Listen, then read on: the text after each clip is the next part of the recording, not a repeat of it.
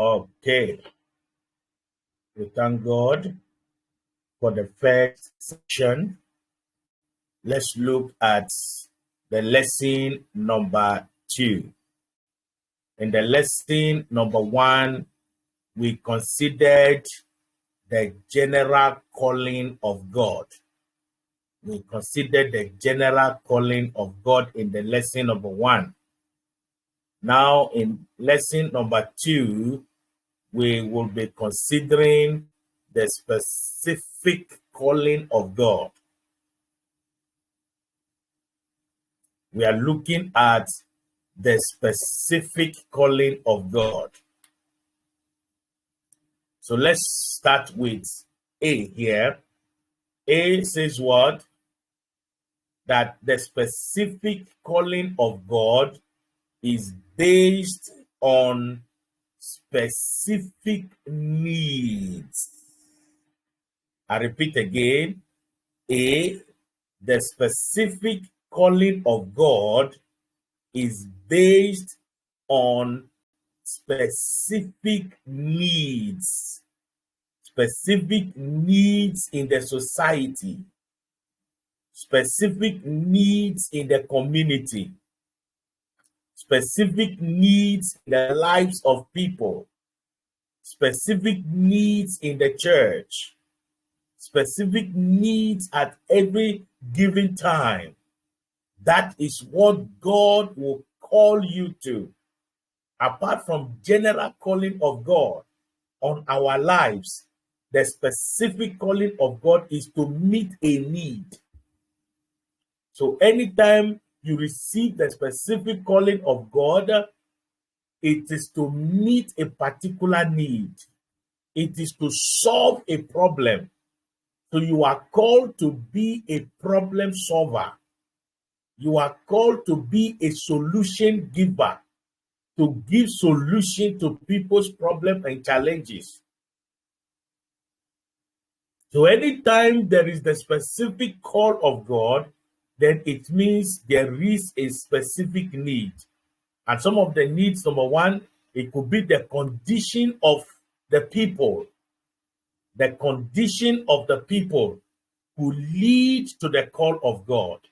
So when you read Ephesians chapter 2, verse 1 to 3, it said, "And you he made alive, who were dead in trespasses and sins, in which you once walked according to the course of this world, according to the prince of the power of the air, the spirit who now works in the sons of disobedience, among whom also we all once conducted ourselves in the lust of our flesh, fulfilling the desires of the flesh and of the mind, and we are by nature children of wrath, just as others." Then he turned to Matthew chapter 9, verse 36. He said, "But when," the Matthew chapter 9, verse 36 now says what? "But when he saw the multitude, he was moved with compassion for them, because they were weary and scattered like sheep having no shepherd." So when God calls a man into specific ministry, it is to meet a need. And that need could be the spiritual condition of the people, the physical condition of the people, the moral condition of the people. Whatever condition that the people are in that God is not pleased with, he will send a savior. He will send a solution to them in the form of a man. Then the next thing, the next thing is the extent of the field. The extent of the field could be another reason for the specific need, the specific call of God upon individual life. The third one is the ripeness of the harvest will also lead to the specific call of God upon our life. And finally, number 4, the urgency of the hour could also lead to the specific call of God upon your life. In John chapter 9, verse 4. It says what? I must work the works of him who sent me while it is day. Why? Because the night is coming when no man can work. So the urgency of the hour. We are in the end times. Anything can happen any moment from now. And that will lead to the call of God upon an individual life. So I said, under the specific call of God, what did I say? I said that the specific call of God is a call based on specific needs in the society, in the community, in the country, in the church, in the life of the people of God. And what are some of those specific needs? I said the condition of the people, the what? Number 2, the extent of the field. Number 3, the ripeness of the harvest. Number 4, the urgency of the hour. Then we come to B. The second thing you need to know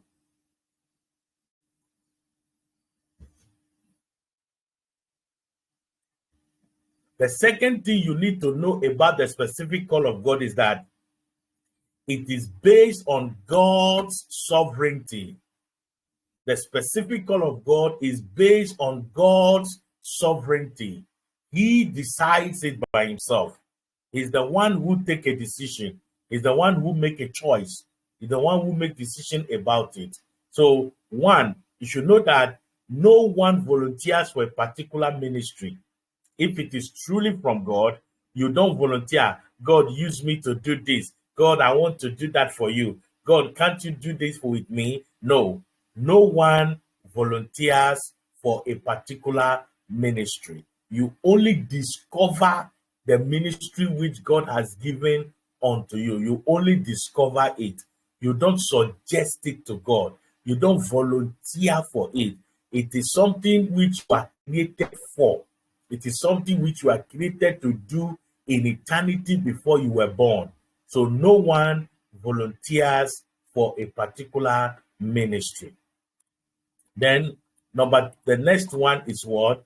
God ordains the ministry that we will have. God himself ordains the ministry that we will have. Like I said, even before we were born. In 1 Corinthians chapter 12, verse 18, he said, but now God has set the members, each one of them, in the body just as he pleased.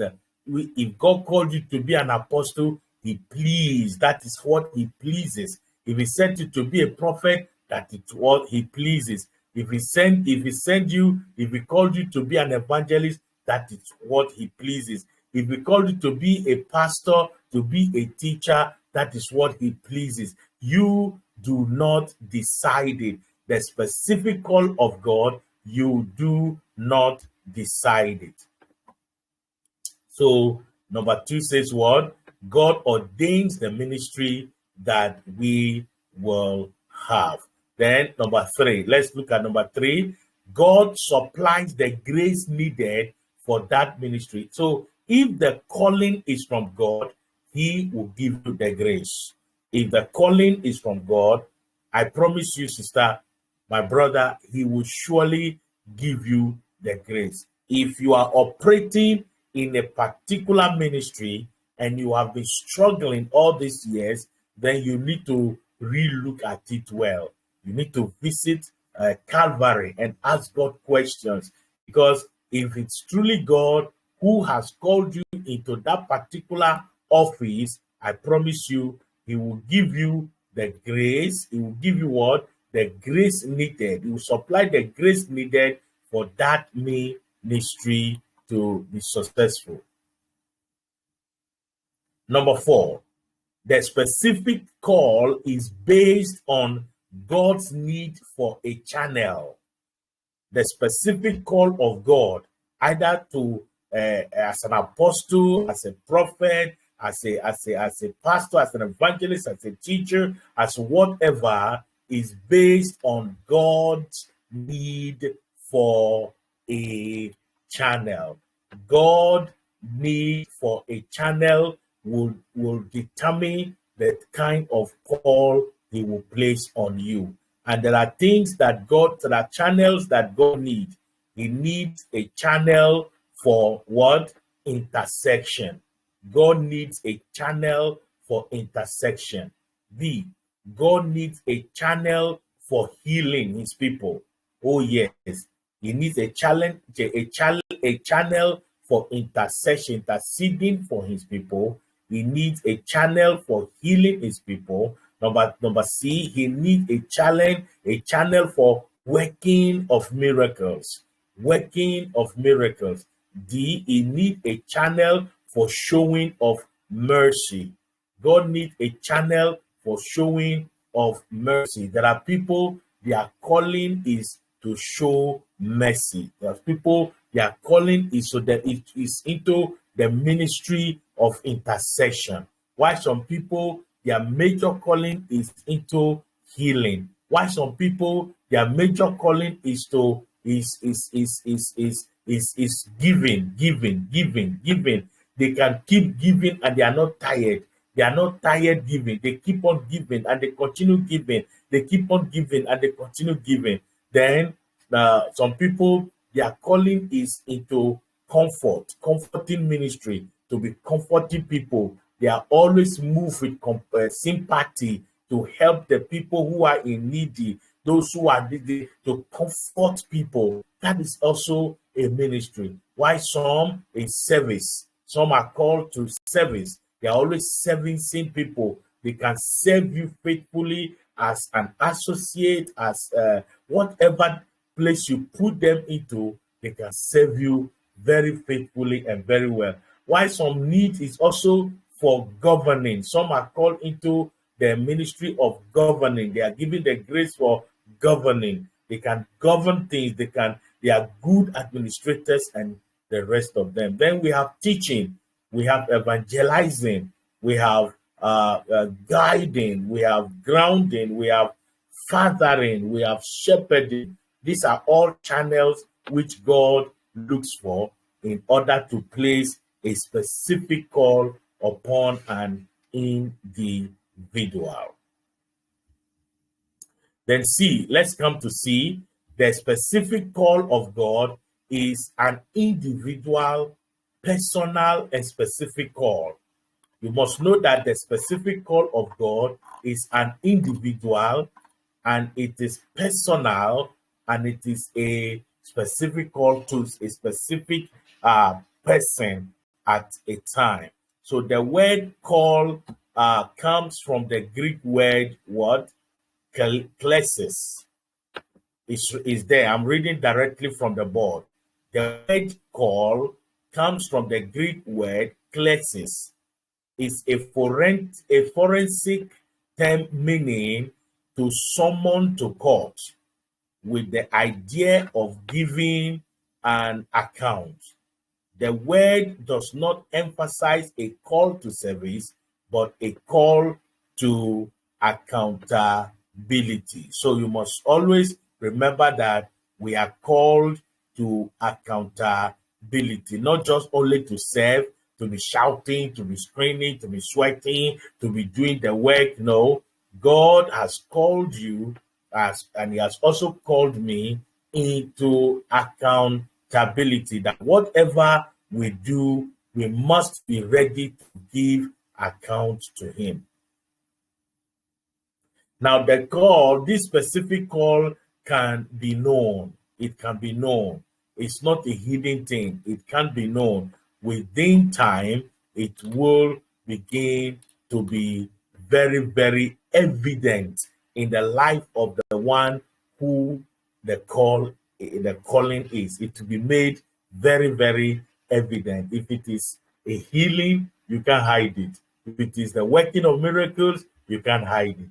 If it is prophetic, you cannot hide it. If it is giving, you can't hide it. If it is shepherding, you can't hide it. If it is fathering, mentoring, you cannot hide it. So this calling can be known. Now, there is a principle we need to quickly get here. And what is the principle? It says the specific call of God can only be discovered and realized as one is cooperating with God to fulfill the general call of God. I take it again. What is the principle? The specific call of God can only be discovered and realized as one is cooperating with God to fulfill the general call of God. So the question now is, what is the general call of God? Simple. The general call of God is a call to the ministry of reconciliation through what? Evangelism, either one-on-one or one to multitude. So when you are busily fulfilling the general call of God, preaching the gospel wherever you are, whether at work, at school, at home, in the community, wherever you are actively fulfilling the general call of God, which is you are winning souls into the kingdom. I promise you, my brother, in no time, that specific call of God in your life will be discovered and will be realized quickly. But if you are sitting down and waiting to hear a voice from heaven, I'm waiting for the specific for God to talk to me in my dream, in my vision, I want to hear audible voice. I want to, brother, sister, you may keep long forever and you may not hear that. Start doing something for God. Start doing something. Start winning souls. Start preaching the gospel. Start converting souls into the kingdom. And I promise you, in no time, you will discover and realize that your specific calling of God in your life. Ooh, I believe you have got something today. I know you have learned about the specific calling of God. Let's go through it quickly. I said that the specific call is based on specific need. The specific calling of God is based on what? Number one, a specific needs. Then we move on to look at B, that the specific calling of God is based on God's sovereignty, God's personal choice, God's personal decision, God's personal pleasure. As he pleases, so he calls. And finally, we look at C. What did we see? We saw that the specific calling of God is an individual calling, is a personal calling, and it's a specific calling into a specific work that God wants you to do, a specific need that God wants you to meet. Don't forget this, and I know the Lord will help us. If you can get the course books, the handouts, it will help you so that you can be able to study them alongside as we go. Thank you so much. See you in the next class.